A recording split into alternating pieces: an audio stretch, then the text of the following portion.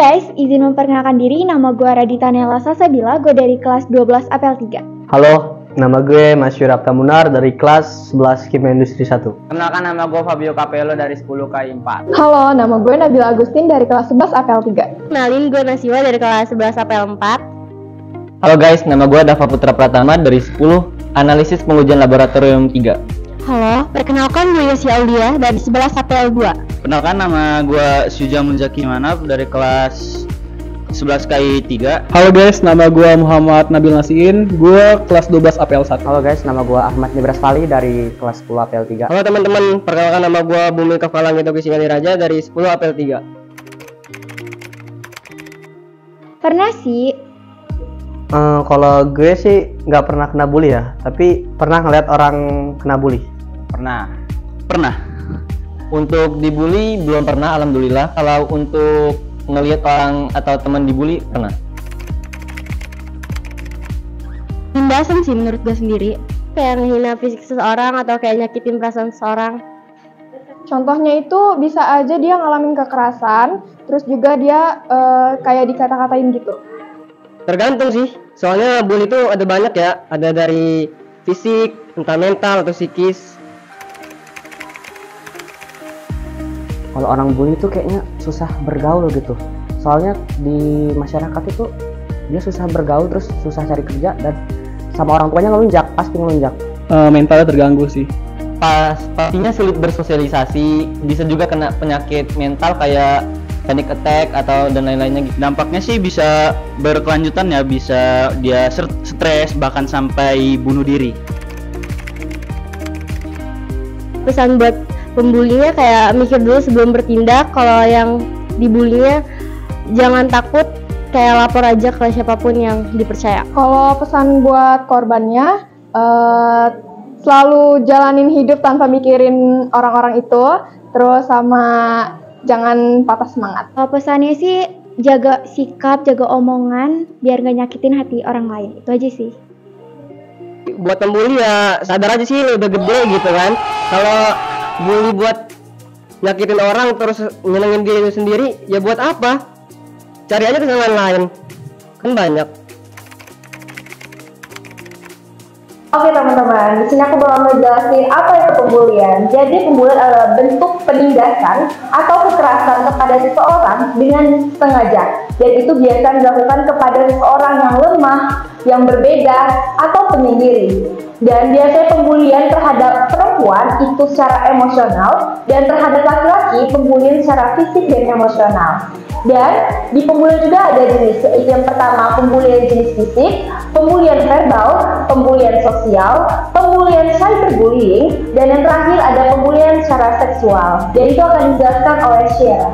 Oke, untuk contoh-contoh bullying ini tuh ada 5 ya, disebut sama cepat. Nah, jadi yang pertama itu pembulian fisik. Jadi fisik ini kita udah tahu lah ya, kalau fisik itu pasti hal-hal bullying yang berpengaruh ke kita, kayak pemukulan, terus juga didorong. Pokoknya itu tuh bisa berdampak ke fisik kita, bisa apa ya, kayak memar atau yang lain-lain. Habis itu ada bullying verbal. Bullying verbal ini adalah bullying jenis lisan. Jadi dia berupa candaan dan dia itu kayak nyakit gitu lah, pokoknya lisan, tapi dia nyindir, terus juga pokoknya mengintimidasi secara lisan.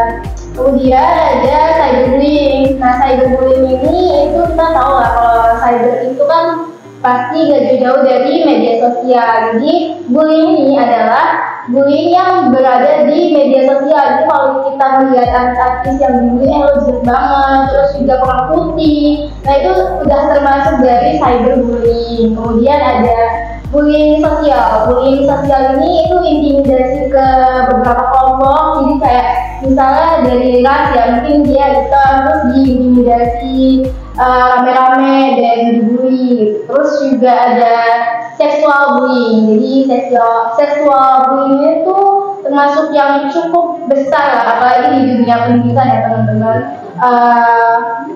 Seksual bullying ini itu bisa dari catcalling, terus juga bisa pemerkosaan dan lain-lain. Cara melaporkannya itu ya, kayak misalnya nih di sekolah kita, misalnya ada kawan kita yang terkena bullying, maka kita mengajak dia untuk melaporkan kepada BK. Terus kalau misalnya di lingkungan keluarga atau di masyarakat, itu bisa langsung dilaporkan kepada anggota Polres Lampung atau anggota Polres yang lain, juga bisa dilaporkan kepada Dinas PPPA. Kalau misalnya bullyingnya itu sudah ke tingkat yang termasuk kriminal, itu bisa langsung dilaporkan kepada pihak yang berwajib seperti polisi dan lain-lain. Kalau dari aku ya, mungkin waktu SD ya pernah ngalamin hal-hal nggak enak karena mungkin dulu kan kalau kita SD kita kan nggak tahu ya cara perawatan diri gimana, apalagi dulu aku bukan yang langsung putih gitu ya, bukan keturunan orang yang putih gitu, jadi mungkin kayak dibully dari kulitnya kayak ya gitu sawo-sawo mateng, terus juga kayak dulu tuh aku kan ansos ya, kayak jadi pendiam, jadi sasaran empuk lah dari si pelaku bullying ini gitu, tapi alhamdulillah sekarang enggak sih. Oke, kalau dari aku lebih sering ngerasain yang kalian pasti pernah, jika orang iri sama kalian, biasanya itu bakal ngejatuhin kalian. Dan aku sering banget ngerasain itu dengan cara biasanya orang itu menghasut teman-temannya untuk menjauhi aku, atau teman aku yang tiba-tiba berubah, entah tahu kenapa karena dihasut oleh teman, dan itu mereka mengajak orang untuk membenci aku. Aku ngerasain pembulian di situ. Nah, kalau menurut saya sendiri, saya pernah dibully karena fisik saya sendiri, kayak entah dia kepada saya atau karena memang saya yang bagus. Ini yang saya rasakan itu saat itu adalah saya tiba-tiba dijauhi oleh semua teman saya. Saya kayak ditinggalkan sendiri dan ditinggalkan di pojokan. Sekian dari kami, semoga ilmunya bermanfaat bagi kita semua dan mengedukasi kita semua. Jangan lupa like, comment, share, and subscribe. Bye. See you.